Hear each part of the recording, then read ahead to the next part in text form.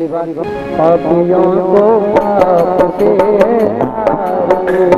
भागवत भगवान की आरती पापियों को पाप से आरती अमर ये मुक्ति मिलती है पंचम वेद निराला नव ज्योति जगाने वाला ये अमर ये मुक्ति पाती है पंचम वेद निराला नव ज्योति जगाने वाला हरि नाम यही हर ज्ञान यही हरि नाम यही हर ज्ञान यही जगत के मंगल की आरती पापियों को पाप से आरती भागवत भगवान की आरती पापियों को पाप से आरती शांति की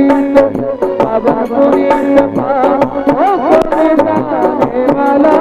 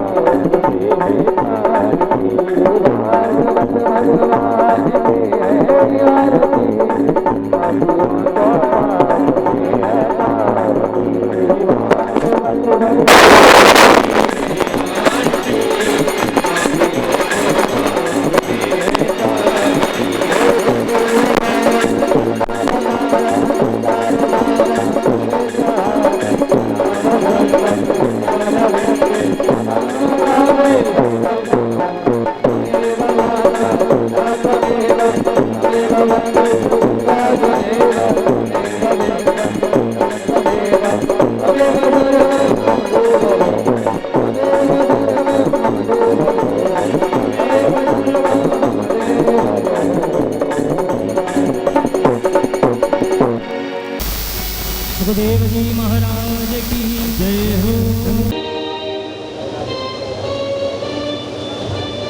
बड़े ही श्रवणीय हैं,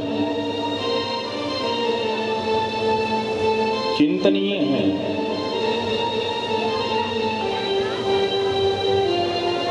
वैसे तो परमात्मा के हम और आप गुणानुवाद क्या गाएंगे। बड़े बड़े योगेंद्र मुनींद्र तपस्वी उनको खोजते खोजते हजारों वर्ष लगा देते हैं, तब जाकर उनकी एक दशा एक छवि पाने के लिए तरसते रहते हैं। और हजारों वर्षों में परमात्मा की कृपा होती है, तब जाकर कहीं एक छटा देखने को मिलती है।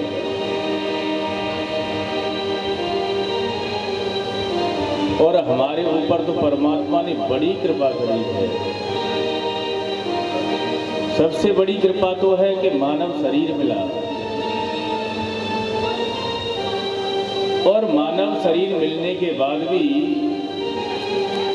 हमारा जन्म है वो भारत भूमि में हुआ। भारतीय जनाधन्या धन्या अस्माकं परंपरा। क्योंकि जो बड़े बड़े सन्यासी होते हैं, संत होते हैं, मुनिंद्र होते हैं, उन्हें कई हजारों वर्ष तपस्या करनी पड़ती है, तब जाकर परमात्मा से भेंट होती है अथवा उनकी छटा देखने को प्राप्त होती है। और परमात्मा ने हमारे ऊपर बड़ी कृपा करी है जो मानव शरीर लिया, और मानव शरीर होने के बाद फिर भागवत जैसा ग्रंथ आपके सामने अवलोकन हो रहा है। यहाँ तो 7 दिन तक परमात्मा से भेंट होती है। इसलिए जो भागवत से जो भी शब्द निकल रहा है वो ऐसा समझना चाहिए कि भगवान की जो कृपा होती है वही वक्ता बोल पाता है, नहीं तो तैयारी कुछ होती है और यहाँ से निकलता कुछ है। जो तैयारी करके लाते हैं वो सारा यहाँ आते ही चला जाता है,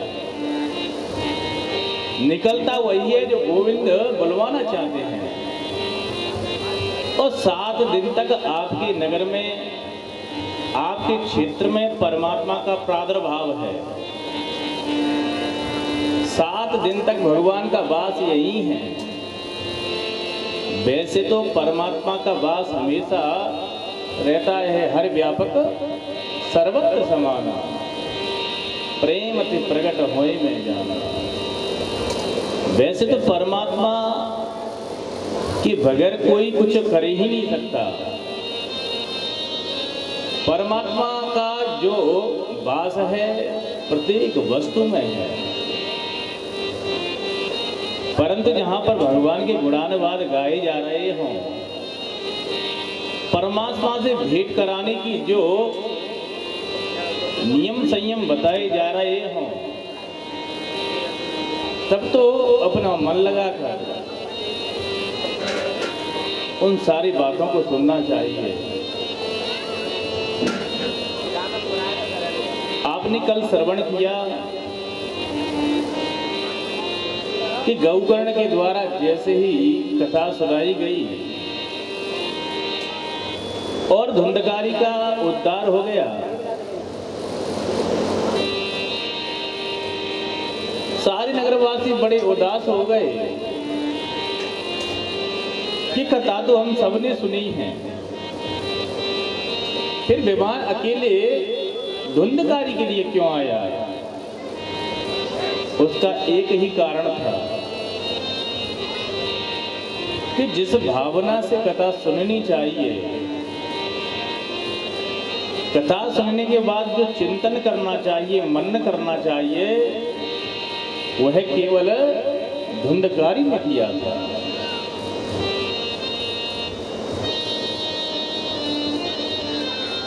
गौकर्ण ने सारे नगरवासियों से, क्षेत्रवादियों से कह दिया कि आपको चिंता करने की कोई आवश्यकता नहीं, आपका कल्याण सुनिश्चित रूप से होगा। और पुनः श्रावण मास में उन्होंने कथा सुनाई और सारे उनके क्षेत्रवासी, नगरवासी, उन सबका कल्याण हो गया। मेरे कन्हैया तो वहां पर प्रकट हो गए। उन्होंने गौकर्ण को अपने हृदय से लगा लिया। अरे गौकर्ण, तू तो मेरा स्वरूप हो गया। ये भागवत रूपी कथा का प्रभाव है। और कलयुग में भगवान से भेंट कराने का सुंदर साधन है नाम संकीर्तन। इसलिए कुछ क्षण भगवान के नाम का आश्रय लेंगे तदुपरांत भागवत संहिता में प्रवेश करेंगे।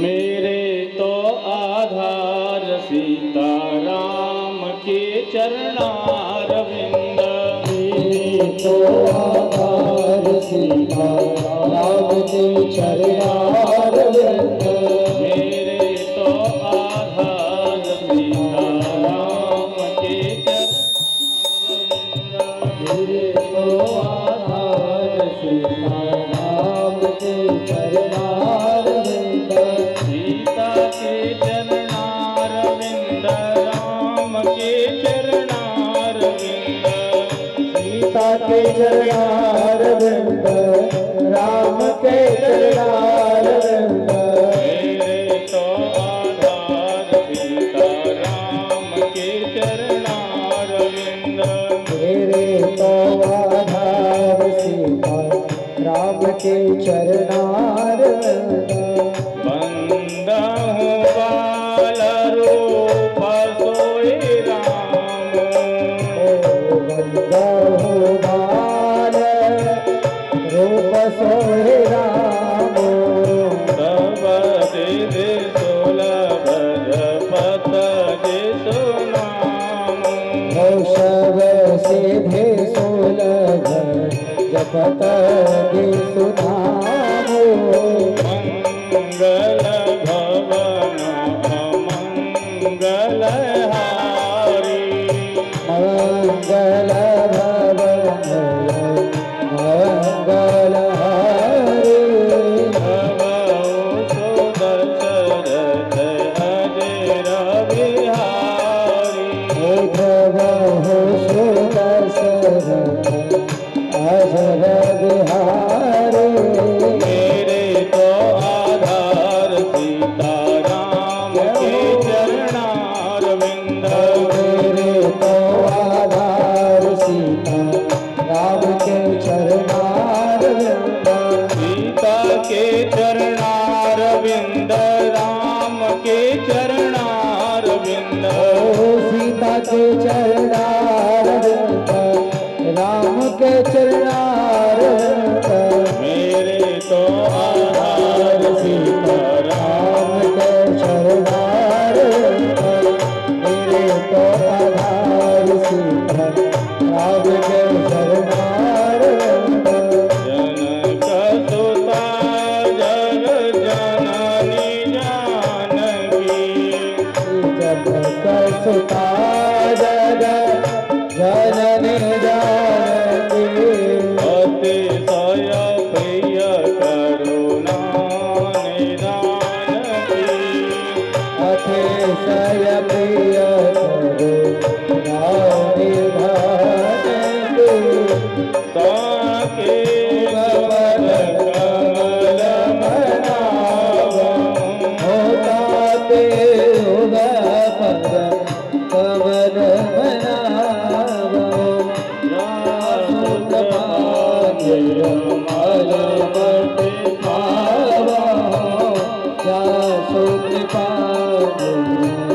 फलमत पावं, मेरे तो आधार सीता राम के चरणारविंद, मेरे तो आधार सीता राम के चरणारविंद, सीता के चरणारविंद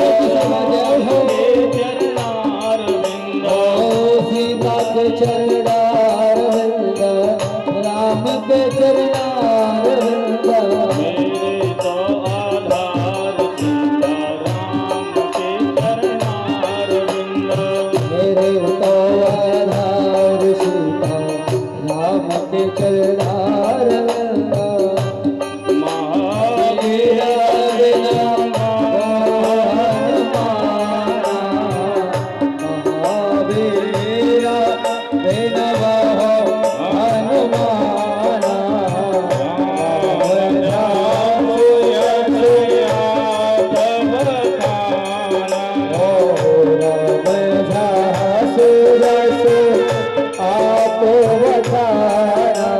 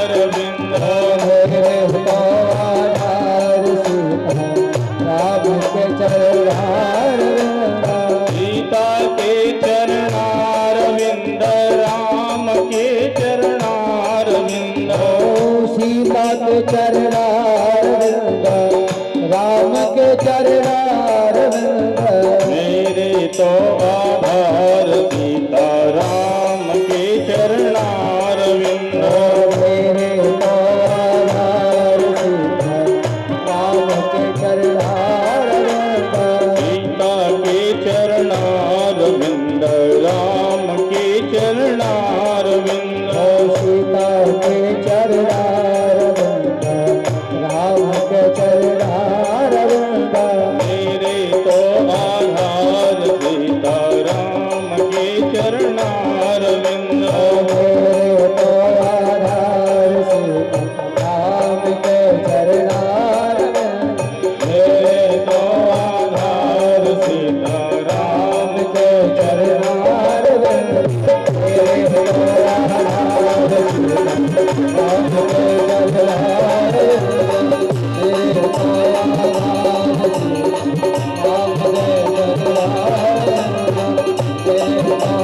आधार सीता राम के तो बड़ा आशीर्वाद प्राप्त है। आपके समक्ष में कल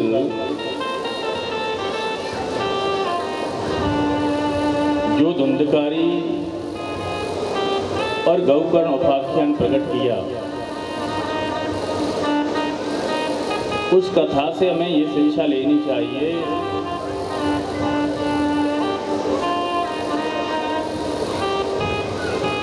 कि पहले तो हमें ये मानव शरीर मिला है, ये बड़ा ही दुर्लभ है।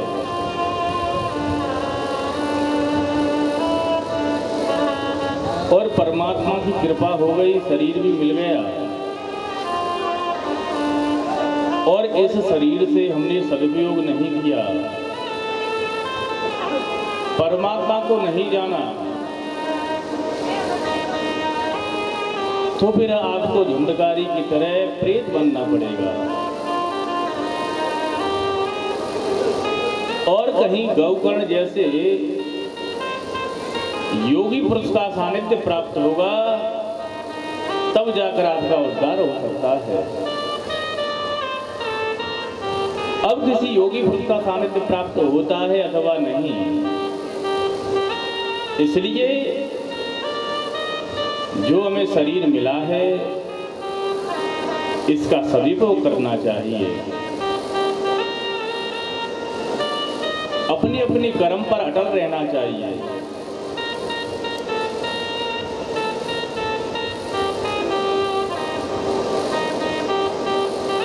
शरीर हमें ब्राह्मण का मिला है, ये परमात्मा की विशेष कृपा है। वैसे तो तुलसीदास जी ने ये कह दिया, बड़े भाग्य मानस तन पावा, उसमें कहीं नहीं लिखा है कि ब्राह्मण ही सर्वश्रेष्ठ है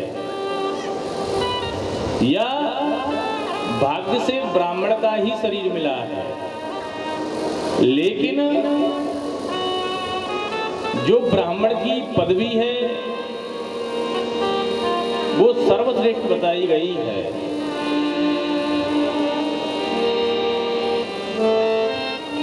और ब्राह्मणत्व प्राप्त कर लिया और उस गोविंद को नहीं जाना तो केवल नाम के ब्राह्मण रह गए। ब्राह्मण का शरीर मिला है तो इसका प्रयोग करो, गायत्री का जाप करो, धर्म का उपदेश करो और जो उपदेश कर रहे हैं उसको स्वयं के ऊपर लागू करो। ऐसे ही क्षत्रियों के लिए है, धर्म की रक्षा के लिए क्षत्रियों को बनाया है। ऐसे ही वैश्यों के लिए है। परमात्मा की बड़ी कृपा हुई कि आप धनवान हुए, तो फिर इस धन का भी प्रयोग करना चाहिए, सदुपयोग करना चाहिए। परंतु कलयुग का जो समय है बड़ा ही विचित्र है। सब अपने अपने कर्म से विचलित होते जा रहे हैं।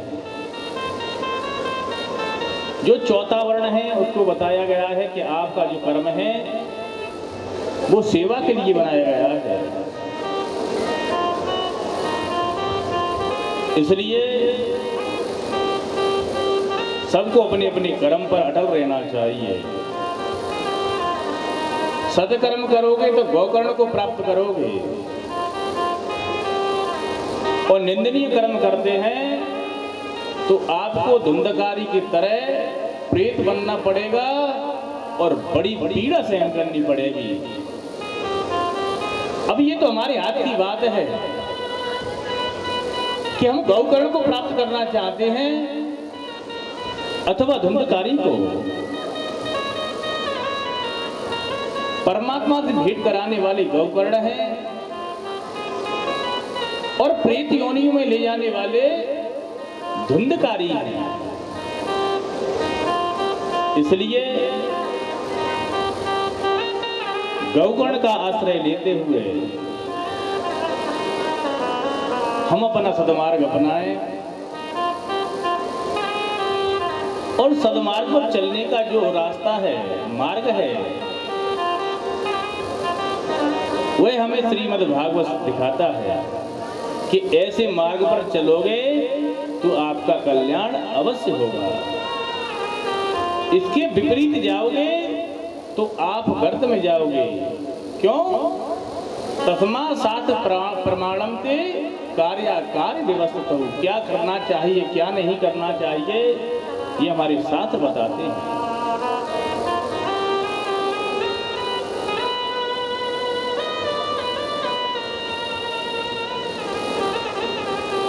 भागवत संहिता में प्रवेश करने से पहले भगवान के चरणों में ध्यान लगाते हुए जन्माद्यशयतोऽन्वयादितिरतश्चार्थे स्वविज्ञस्वरान् तेने ब्रह्महृदाययादिकवये मोह्यन्त यस्सूरया तेजो वारिमृदां यथा विनिमयो यत्र त्रिसर्गो मृषा धाम्ना स्वेन सदा निरस्तकुहकं सत्यं परं धीमहि।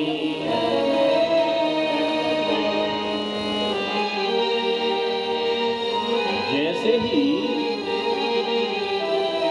व्यास जी महाराज ने इस भागवत की रचना कर दी, अब हृदय में ऐसा भाव आया कि इसमें वैदिक सूत्रों की व्याख्या है, तो सबसे पहले किसे दिखाऊं इसे कि इसमें कोई त्रुटि तो नहीं है, गलती तो नहीं है। तो भागवत की पुस्तक को लेकर जैसे ही नारायण भगवान के पास में गए हैं, उनको दिखाया है, भगवान ने पूछ लिया क्या है। व्यास जी कहते हैं इसका नाम भागवत है। भगवता प्रोक्तम भागवतम। प्रभु आपकी कृपा से ये प्रकट हुआ है, आपकी सारी कथा इसमें विद्यमान है, आपके चरित्रों का गुणगान किया गया है, इसलिए इसका नाम भागवत है। पास में ही बैठी थी लक्ष्मी माता, उन्होंने कह दिया तो इसमें मेरा नाम नहीं आया। व्यास जी कहते नहीं, व्याकरण में तो भगवत्या प्रोक्तम भागवतम, देवी का कहा हुआ भी भागवत ही बनेगा। लक्ष्मी जी ने मना कर दिया, ये बनावटी बातें हमें पसंद नहीं है। अरे हमारा अधिकार बराबर का है, कहते हैं पुरुष और स्त्री का भाग बराबर का होता है। तो मेरे गोविंद का, मेरे प्रभु का नाम तो स्पष्ट ले दिया, परंतु मेरे नाम लेने में आपको शर्म आती है क्या? तो व्यास जी ने उसमें श्रीमद् और जोड़ दिया। इस ग्रंथ का नाम हो गया श्रीमद् भागवत। इस प्रकार से माता लक्ष्मी भी बड़ी प्रसन्न हो गई कि व्यासी ने मेरी बात को मान लिया। ये भागवत बड़ा अद्भुत ग्रंथ है। इसमें सारे वैदिक सूत्रों की व्याख्या है। लोग वाग कहते हैं कि पंडित जी हंसाना नहीं जानते, पंडित जी चटकुल्ला देना नहीं जानते। अगर आपको भागवत सुनना है या हंसना है, अगर हंसना है तो जोकड़ को बुलाओ, तो वो आपको हंसाएगा। 7 दिन तक आपकी हंसी बंद नहीं हो सकती। हंसाना हम भी जानते हैं। ऐसा नहीं है कि हमारे पास कुछ है नहीं स्वामी श्री हंसाने वाली, परंतु आदेश गुरु का इतना ही है कि अगर व्यास गद्दी पर बैठे हो तो ज्यादा से ज्यादा कथा कहो। इसमें हमारा भी लाभ है और आपका भी लाभ है। पहला लाभ तो यह है कि परमात्मा से हमारी भेंट होगी। दूसरा लाभ है कि अगर कथा को छोड़कर अन्य भाषाओं का प्रयोग करेंगे तो कथा छूट जाएगी, क्योंकि जिस वस्तु का चिंतन ज्यादा करोगे वही आपके चित्त में गड़ेगा। तो संसारी वस्तुओं की बातों को ना करते हुए केवल और केवल भागवत में चलना है।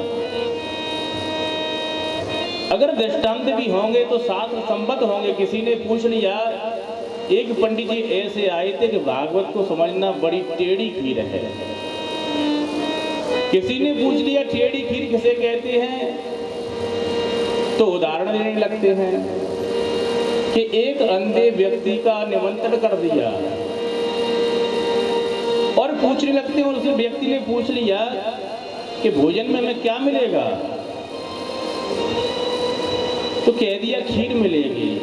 अब बेचारे अंधे व्यक्ति हैं, वो क्या जाने खीर क्या होती है। उन्होंने पूछ लिया खीर कैसी होती है, कि खीर सफेद होती है, भूरी होती है।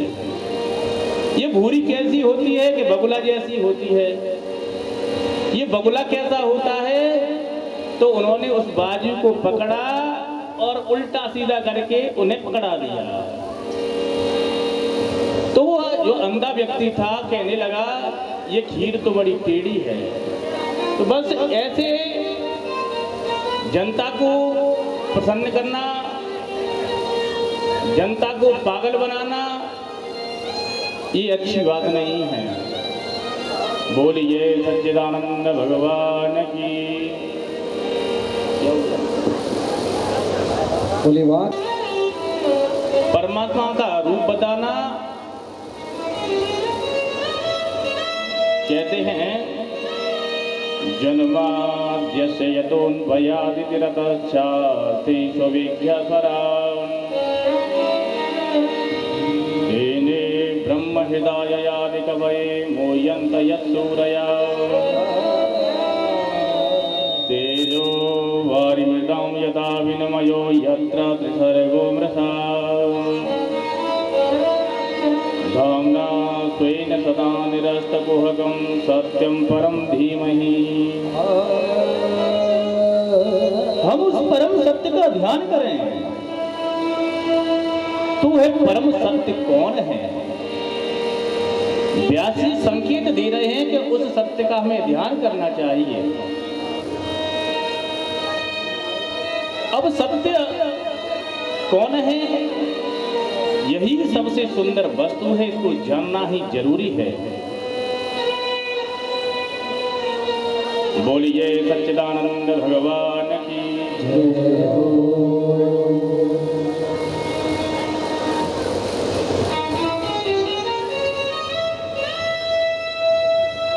तो सत्य को भागवत में सबसे ज्यादा भगवान श्री कृष्ण के लिए उपयोग किया गया है। एक बार नहीं, बार बार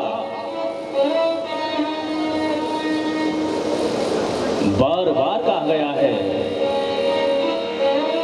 सत्य प्रथम सत्य परम त्रिसत्यम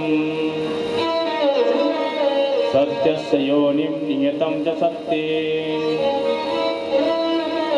सत्यस्य सत्यमृतसत्यनेत्रं सत्यात्मकं त्वं शरणं प्रपन्ना। भगवान श्री कृष्ण को ही बार बार सत्य सत्य कहकर पुकारा गया है। जब माता देवकी के यहाँ पर प्रकट हुए, सारे देवता आकाश में देख रहे हैं और भगवान को बार बार सत्य सत्य कहकर पुकार रहे हैं कि हे प्रभु, आप ही सत्य हो। पहले भी आप सत्य थे, मध्य में सत्य हो और अंत में भी सत्य आपका ही स्वरूप रहेगा।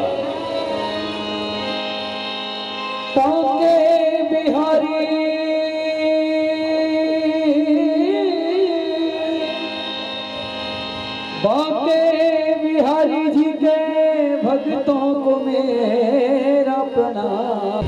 लिखा है जिन्होंने जीवन बिहारी जी पे वो प्रणाम। लिखा है जिन्होंने जीवन बिहारी जी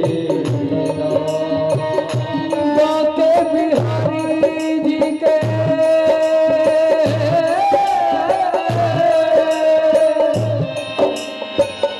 बांके बिहारी जी के भक्तों को मेरा प्रणाम। जिन्होंने जीवन बिहारी जी को प्रणाम। जिन्होंने जीवन बिहारी जी जिन्होंने जीवन बिहारी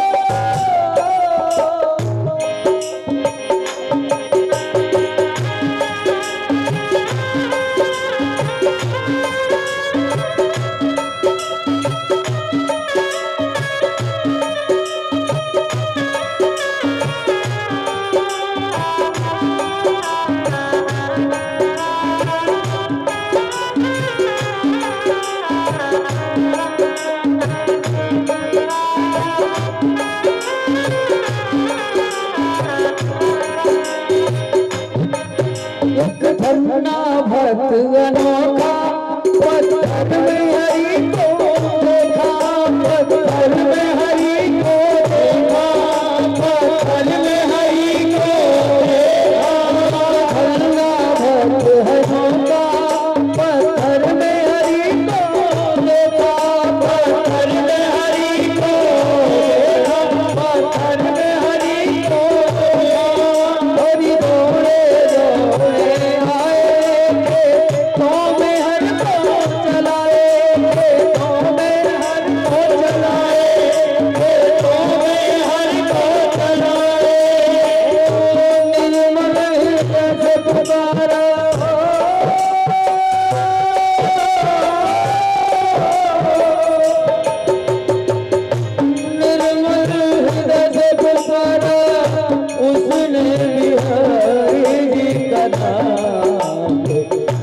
जिन्होंने जीवन बिहारी का नाम उतरा जिन्होंने जीवन बिहारी जी के नाम बाके बिहारी जी के भक्तों को मेरा प्रणाम बाके बिहारी जी के भक्तों को मेरा प्रणाम जिन्होंने जीवन बिहारी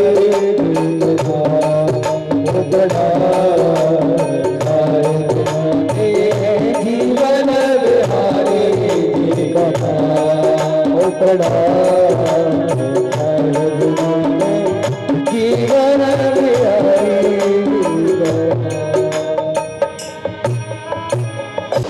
वह मेरे श्री कृष्णचंद्र के लिए प्रयोग किया है। मेरे प्रभु कैसे हैं? कहते हैं कि परमात्मा का कभी जन्म नहीं होता। भगवान केवल और केवल प्रकट होते हैं, परंतु वह मेरे कन्हैया कैसे है? कहते हैं कि भक्तों को आनंद देने के लिए उन्होंने जन्म धारण किया। उस आनंद ने ही कृष्ण का रूप लिया। वह भगवान कैसे हैं? बोलो जन्माद्यस्य यतः आदस्य जन्मादि विकार रहितस्यापि यतः यत्र वसुदेव गृहे जन्म। वह साक्षात नारायण भगवान अजन्मा होकर भी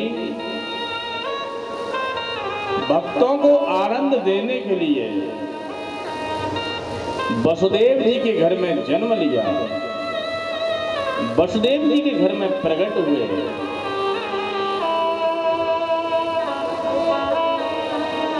और जन्म लेते ही जो भाग लिए हों, जन्म लिया मामा कंस के यहाँ पर, और जन्म लेते ही गोकुल में पहुंच गए हैं। और मामा कंस को इसकी भनक भी नहीं पड़ी, खबर भी नहीं पड़ी। अर्थेषु विज्ञः अर्थेषु कंस मंचनादि प्रयोजनेषु अविज्ञः निपुणः। ऐसी मेरी कुशल हैं भगवान श्री कृष्णचंद्र जी महाराज। ऐसे निपुण हैं कि जन्म मथुरा में लिया और जन्म लेते ही गोकुल पहुंच गए।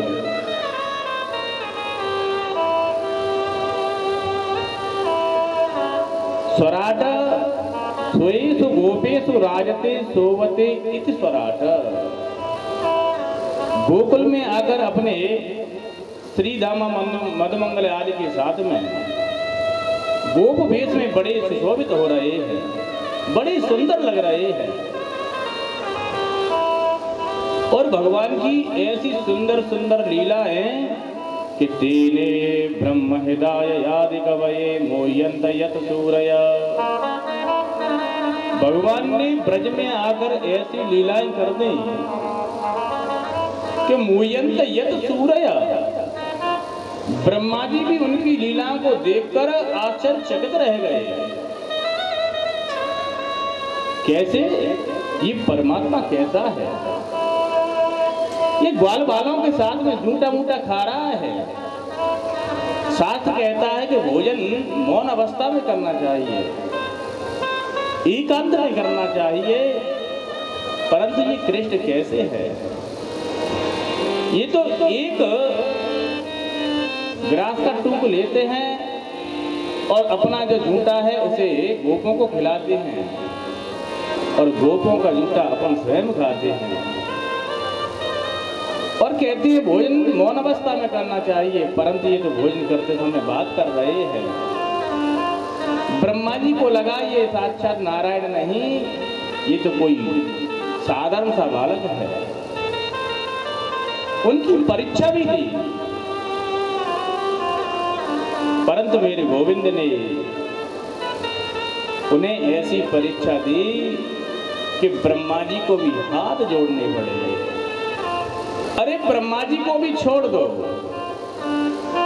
जो उनके अग्रज हैं संकर्षण भाई दाऊ जी भैया, वह भी उनकी लीलाओं से परे हैं, जानते नहीं हैं। मोयंत यत सूरया, ये परमात्मा की बड़ी सुंदर लीला है। तेजो वारिमेदाम यथा विनमयो, भगवान जब अपनी बेड़ू का नाद करते हैं, बेड़ू बजाते हैं, बंसी बजाते हैं, तो जो भी उनकी बंसी को सुनता है, सारा संसार सारी जो सुनते हैं वो अपना भान भूल जाते हैं। जैसे ही बड़े बड़े पहाड़ों ने, बड़े बड़े पत्थरों ने उस बेड़ू को सुना तो पहाड़ द्रवीभूत हो जाते हैं, जल में उनका रूप आ जाता है। यमुना मैया ने उन बेड़ू का नाद सुना तो उसका नियम है निरंतर बहते रहना, वह पाषाणवत हो जाती है। ये उनकी बेड़ू का चमत्कार है। ऐसे परम कुशल हैं हमारे प्रभु। भगवान के 3 धाम हैं, श्रीधाम वृंदावन, श्रीधाम मथुरा और श्रीधाम द्वारिका। ये प्रभु के जो धाम हैं, यहाँ का जो भी परिकर है वो अमृता होते हुए भी सत्य है। अमृता के कहते हैं सत्यवत प्रतीति यति अमृता, जो सत्य की तरह दिखाई दे परंतु अंतिम में ये ज्ञान हो कि ये सत्य नहीं। जैसे सत्य जो संसार है ये अमृता का रूप है। बड़े बड़े योगी, बड़े बड़े संत, बड़े बड़े विद्वान अंतिम स्थिति में समझ पाते हैं कि ये संसार विनाशी है, विनाश हो जाता है, ये स्थिर नहीं है, अस्थिर है। परंतु परमात्मा का जो परिकर है, परिवार है, वो अमृता होते हुए भी सत्य है।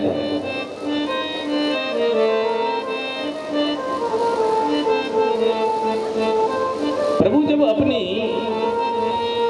लीला करने के लिए इस धराधाम पर आते हैं तो पूरे परिकर को लेकर आते हैं। द्वारपालों से कह दिया तुम राक्षस का रूप धारण कर लो, राधा रानी से कह दिया, लक्ष्मी मैया से कह दिया तुम राधा बनकर राजा हो। जैसे भी जिसे जो रोल दे दिया उसे करना पड़ता है। ऐसे परम कुशल श्री कृष्णचंद्र जी के चरणों में हम सब लोग नमन करते हैं।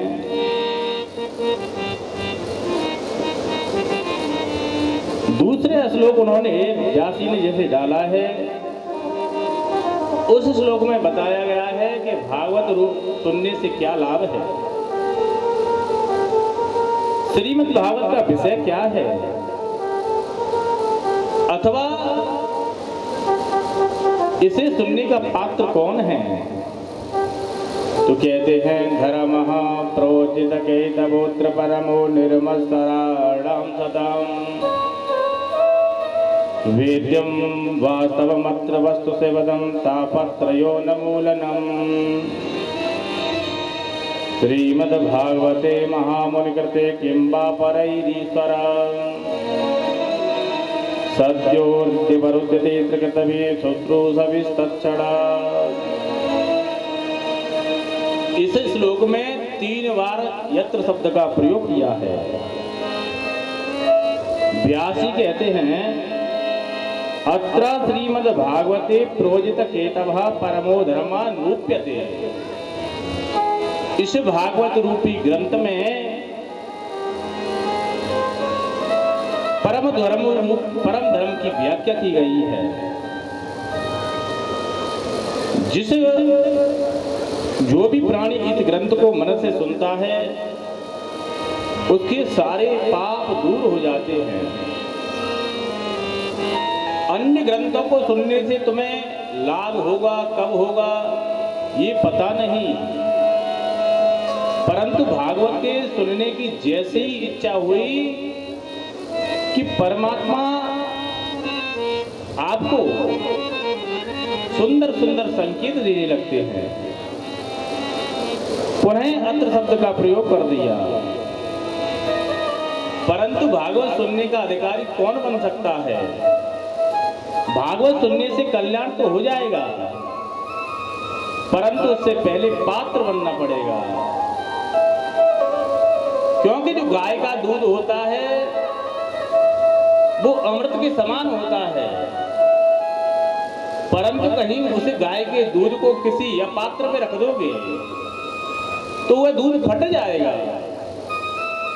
अथवा गाय का दोहन करो और चलनी लेकर उसके सामने कहो कि इसमें टिक जाए, तो टिक सकता है क्या?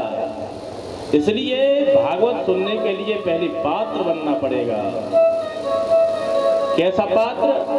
निर्मत्सराणाम सताम निर्गताः मत्सराः येभ्यः ते निर्मत्सराः। पहले आपको निर्मत्सर होना पड़ेगा। निर्मत्सर, मच्छर और मत्सर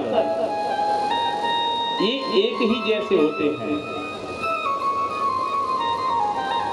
मच्छर बाहर से काटता है और मत्सर अंदर से काटता है। तो मच्छर से बचने के लिए आप कई तरीके के प्रयोग कर सकते हैं। मच्छरदानी लगा लो, ऑल आउट का प्रयोग कर लो, आडोमास का प्रयोग कर लो, परंतु जो इसके अंदर मच्छर बैठ गया वो बड़ा कठिन है। मत्सर किसे कहते हैं? मत्तः अग्रे सरति इति मत्सरः। देखो देखो मुझसे कितना आगे निकल गया। कल तक तो भूखा मरता था, आज कितना धनवान हो गया। कल तक तो इसके खाने पीने की व्यवस्था नहीं थी, आज बड़ी बड़ी गाड़ियों में घूम रहा है। ये मत्सर बड़ा भयंकर रोग है। इससे बचने के लिए तो जो बड़े बड़े योगी हैं, योगेंद्र हैं, मुनिंद्र हैं, तपस्वी हैं, वो भी इनसे नहीं बच पाते। कंचन सजना सहज है, सहज तरिया काली, मान बड़ाई ईर्षा दुर्लभ तजनाई। इससे बचना बड़ा ही कठिन है। इसलिए अगर भागवत को सुनना है तो पहले निर्मत्सर होना पड़ेगा। आपने देखा कि परमात्मा की इनके ऊपर बड़ी सुंदर कृपा है, भागवत की कथा हो रही है, इनके बच्चे खूब आगे तरक्की कर रहे हैं।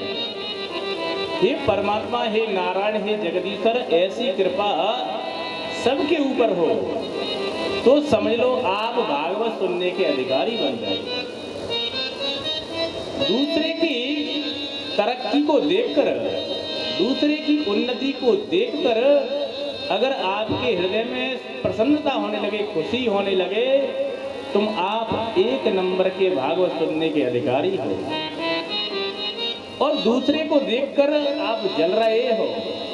मत्तः अग्रे सरति, मुझसे आगे निकल गया, चिड़न हो रही है, जलन हो रही है, तो चाहे फिर आप भागवत सुनो, चाहे गीता के पाठ कराओ, चाहे शिव पुराण की कथा कराओ, उससे आपको कोई लाभ नहीं होगा।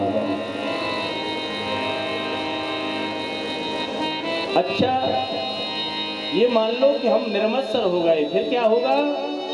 वेद्यम वास्तवमत्र वस्तु से वदम तापत्रयो न मूलनम। अगर हमारे अंदर से मत्सर निकल गया, फिर आपको वास्तव वस्तु का ज्ञान हो जाएगा। अब वास्तव वस्तु क्या है? देखो, आज का और जो कल का दिन है, ये कथा बड़ी कठिन है। आपके हृदय में ऐसी बात जाएगी कि पंडित जी पता नहीं क्या कह रहे हैं, परंतु वास्तविक जो कथा है वो 3 दिन की ही कथा है, फिर तो भगवान के चरित्र हैं। तो इसको समझना चाहिए कि वास्तव वस्तु क्या है। कहते हैं वास्तवच जीवा वास्तवी च माया वास्तवम जगत। ये जीव जगत और माया को अच्छी तरीके से जान लेंगे, फिर क्या होगा? शिवदम, आपका कल्याण हो जाएगा। तापत्रयोन्मूलनम, फिर हमारे ऊपर, शरीर के ऊपर जो 3 प्रकार के ताप होते हैं, दैहिक, दैविक, भौतिक तापा, इनका उन्मूलन हो जाएगा। और मानव का जो शरीर है, मानव का जो जन्म है, उसी समय सार्थक हो जाएगा जब उस परमात्मा को जान जाएंगे, जीव जगत और माया को जान जाएंगे, आपको परमात्मा से भेंट अवश्य हो जाएगी। अन्य ग्रंथों को सुनते सुनते, पढ़ते पढ़ते कब आपका कल्याण होगा, कोई गारंटी नहीं है। परंतु भागवत गारंटी से कहता है कि सत्यो हृदय परोद्यति तकतवि शत्रु सविस्तक्षणा।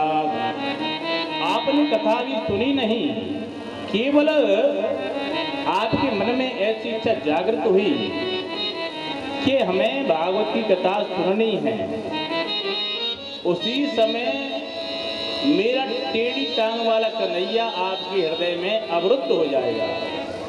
ये नहीं कहा कि विराजमान हो जाएगा। देखो, विराजमान में और अवरुद्ध में भी अंतर है। आप सब लोग अभी विराजमान हो, जब भी आपका मन करेगा आप जा सकते हो,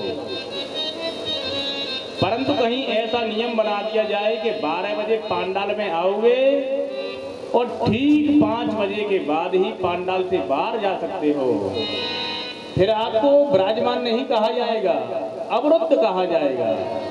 ऐसे ही हमने भागवत सुनने की इच्छा जागृत की, उसी समय ये टेढ़ी टांग वाला आकर हृदय में अवरुद्ध हो जाते हैं। और जिसके हृदय में एक बार ये जम गया, अवरुद्ध हो गया, फिर निकालने की भले ही कितनी कोशिश कर लो, ये निकलने वाला नहीं है। ये भक्त के बंधक बन जाते हैं। ऐसा प्रताप है मेरे श्रीमद् भागवत का। तीसरा श्लोक बताया है, निगम कल्पतरोर गलितम फलम सुखमुखाद मृतद्रव संयुतम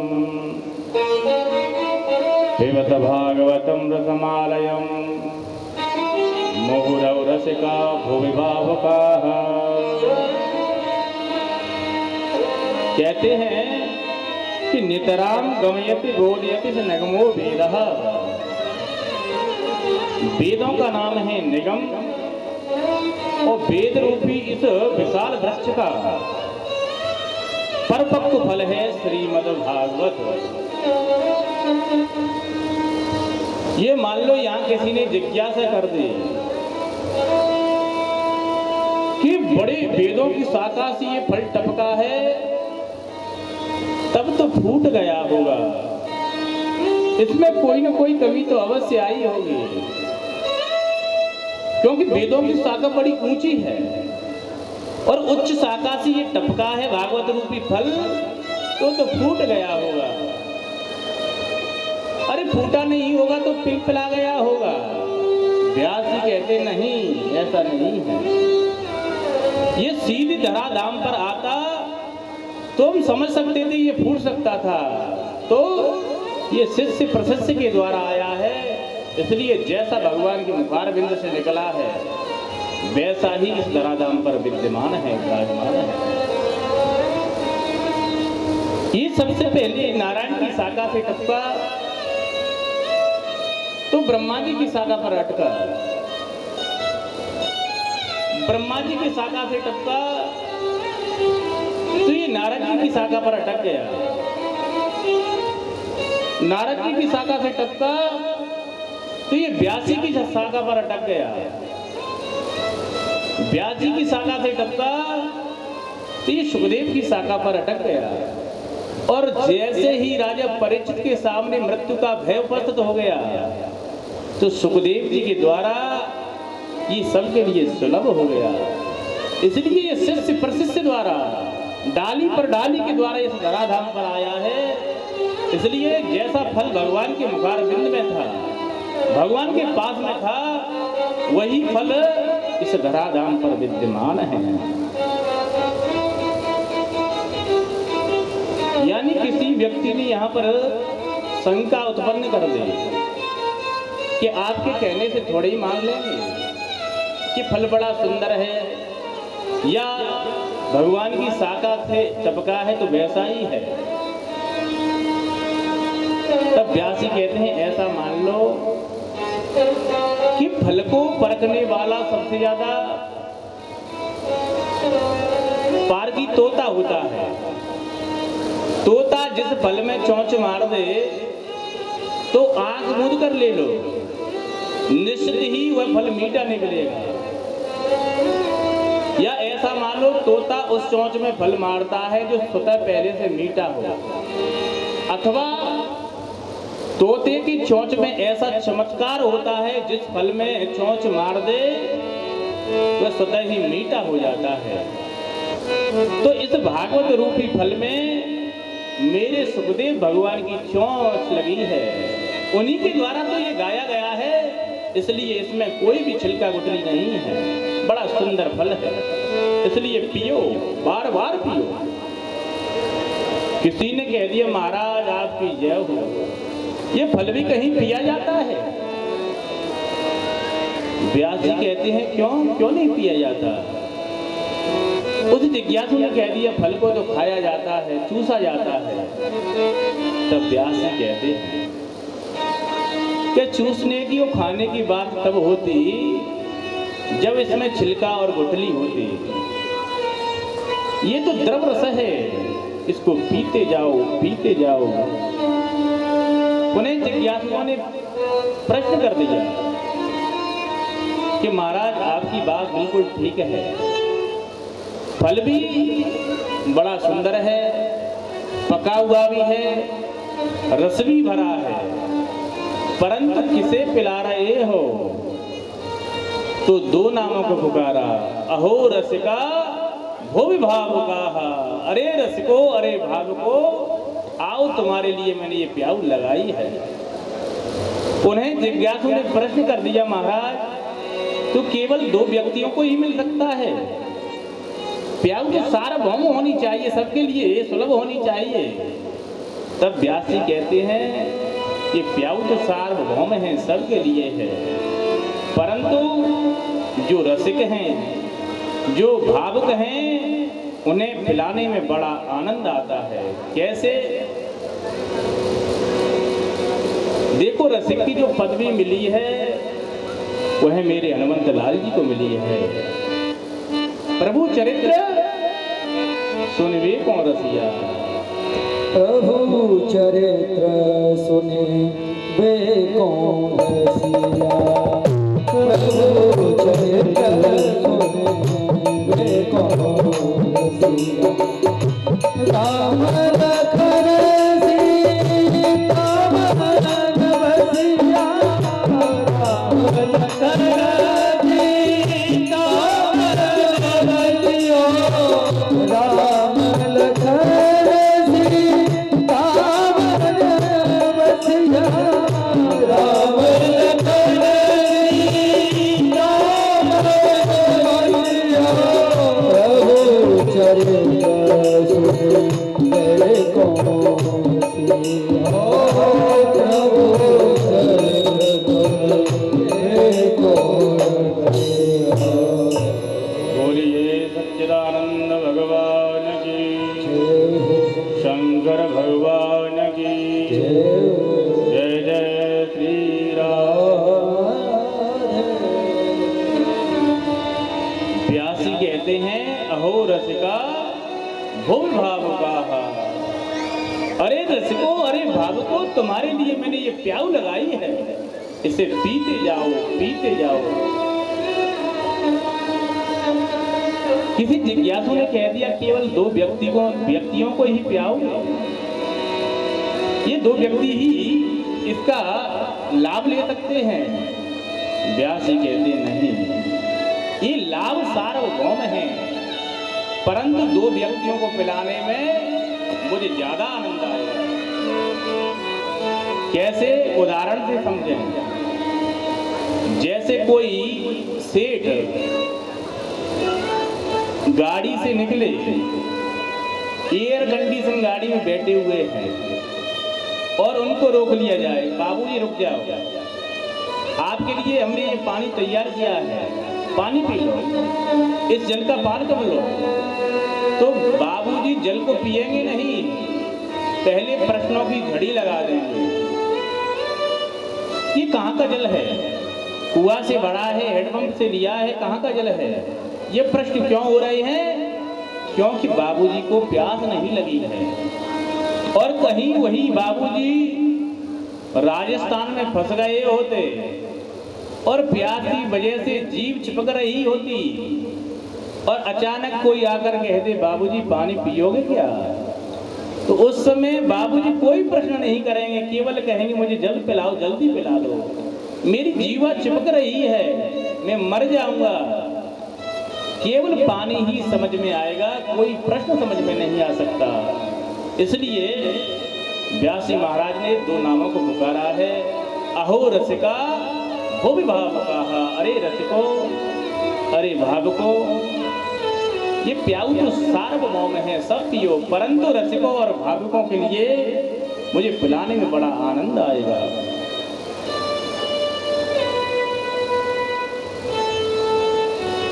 निमिषे निमिषा क्षेत्रे रसया सोनकादया सत्रं स्वर्गाय लोकाय सहस्र सममा सहस्र सममा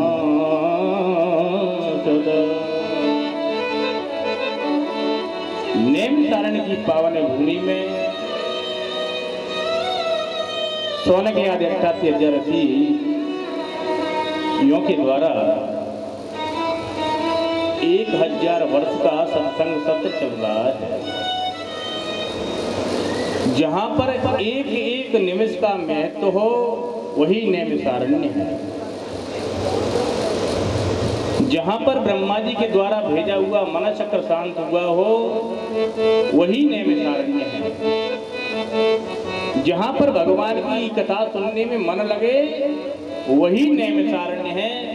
7 दिन के लिए वह नैमिषारण्य हमारी विप्रावली में आकर विद्यमान है।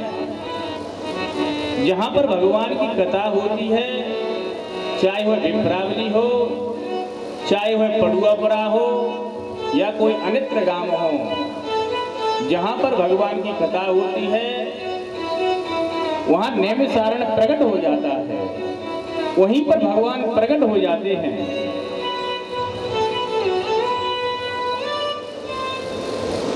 1000 का सत्संग चल रहा है। सूत जी और सौनक जी आपस में चर्चा करते हैं। सौनक जी ने 6 प्रश्न किए हैं और सूत जी ने उनका जवाब दिया है, उत्तर दिया है। पुंसामेकांततः श्रेयस्तन्न संसतिमर्हसि। 6 प्रकार के प्रश्न किए। पहला प्रश्न किया है कि प्राणी मात्र का धर्म क्या है, प्राणी मात्र का कल्याण कैसे हो सकता है। शास्त्र बहुत है, लेकिन समस्त शास्त्रों का सार क्या है।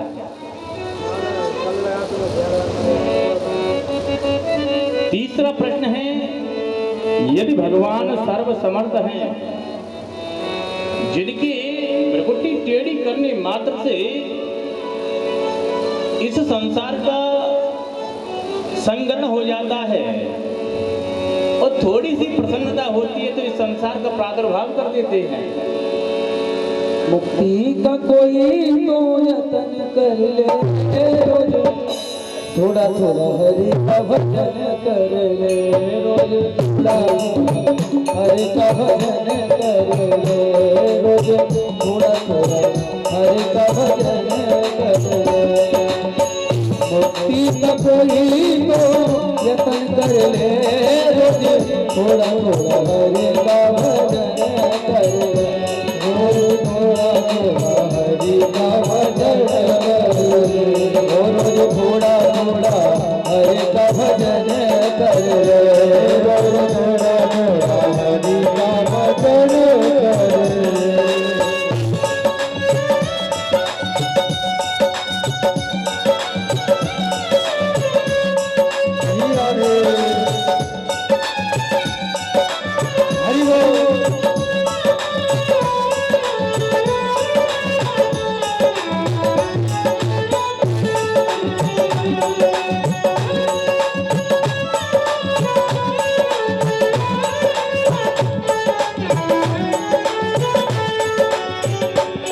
भक्ति करेगा तो बड़ा ही सुख पाएगा भक्ति करेगा तो बड़ा ही सुख पाएगा भक्ति करेगा तो बड़ा ही सुख पाएगा भक्ति करेगा तो बड़ा ही सुख पाएगा भक्ति से आत्मा का मेल छूट जाएगा भक्ति से आत्मा का मेल छूट जाएगा भक्ति से आत्मा का मेल छूट जाएगा भक्ति से आत्मा का मेल छूट जाएगा